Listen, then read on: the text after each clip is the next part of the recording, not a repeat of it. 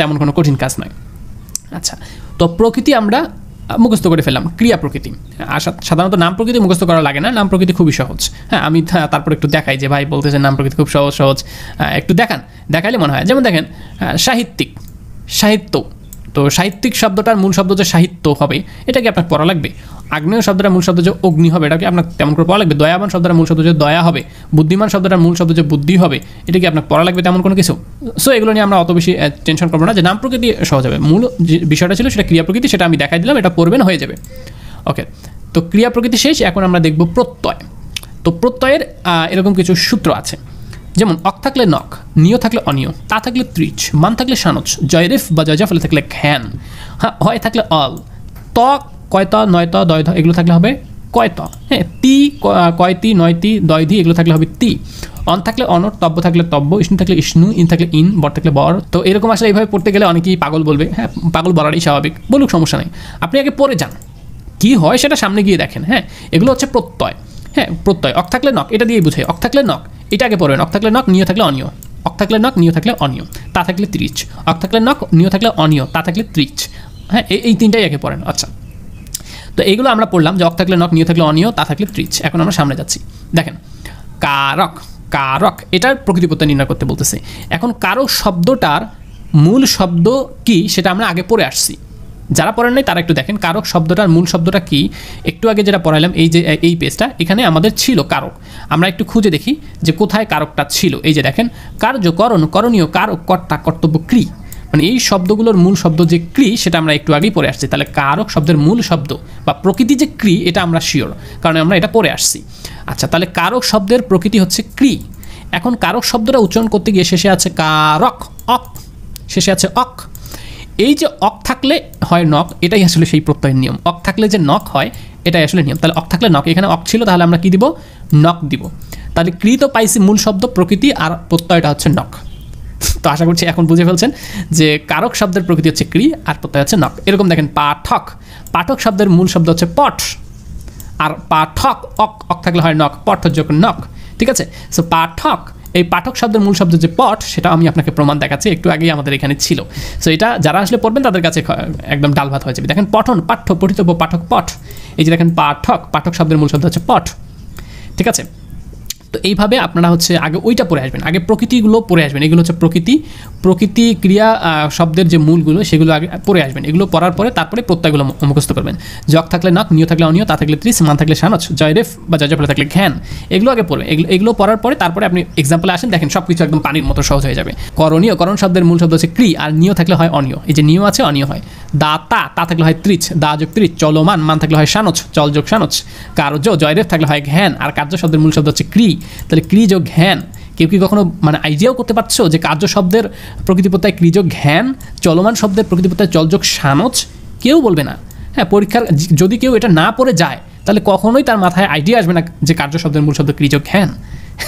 So এগুলো পড়তে হবে। তো আমি যে কয়টা পৃষ্ঠা দেখাইলাম, এই যে এইগুলো হচ্ছে প্রকৃতি, ক্রিয়ার মূল প্রকৃতিগুলো আগে যদি আপনি পড়েন, আর প্রত্যয় নিয়মের নির্ণয়ের যে সূত্রগুলো এগুলো যদি পড়েন, তাহলে আপনার ক্রিয়া প্রকৃতি নির্ণয় কিংবা আপনার কৃত প্রত্যয় নির্ণয় করা আসলে কোনো সমস্যাই হবে না, যদি আপনি জাস্ট এই দুইটা পেজ যদি একটু পড়েন কষ্ট করে। আচ্ছা, তো এই দুইটা পেজ আপনার পড়া হয়ে গেল মানে হচ্ছে ক্রিয়া প্রকৃতি এবং কৃত প্রত্যয় শেষ হয়ে গেল।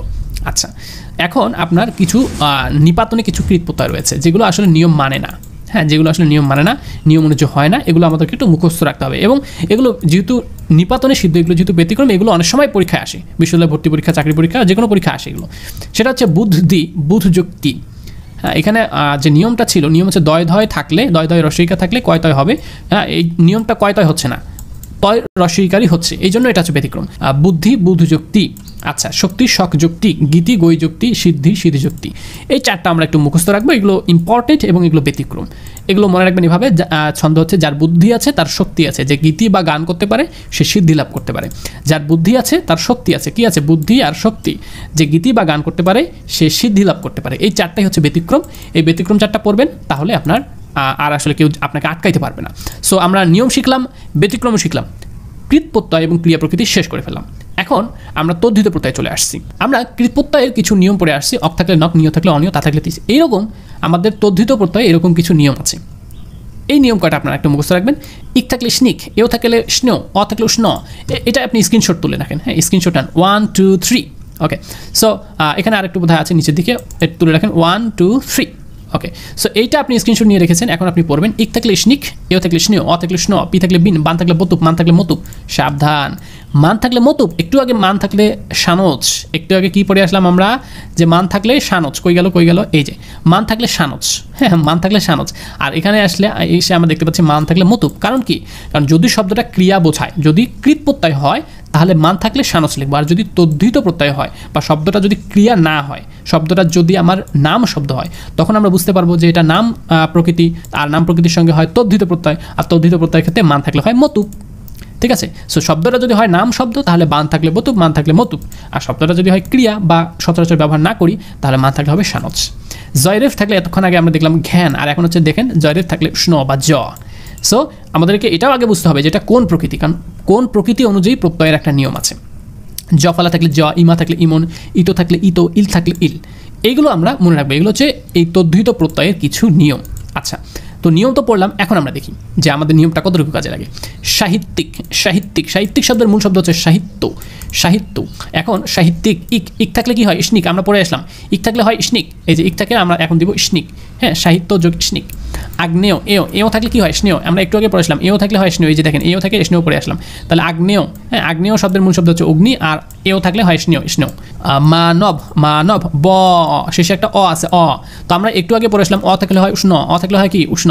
মানব শব্দের মূল শব্দ হচ্ছে মনু, বরিশালের ভাষা মানে হয় মনু, ওইটাই শুদ্ধ মূল ভাষা।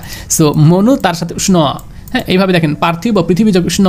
মেধাবী, বি থাকলে হয় বিন, বি থাকলে হয় বিন, তাহলে মেধাবী শব্দের মূল শব্দ হচ্ছে মেধা, আর বি থাকলে হয় বিন, মেধাবিন। মায়াবী, মায়া যোগ বিন। দয়াবান, দয়া যোগ বতুপ। বুদ্ধিমান, বুদ্ধি যোগ মতুপ।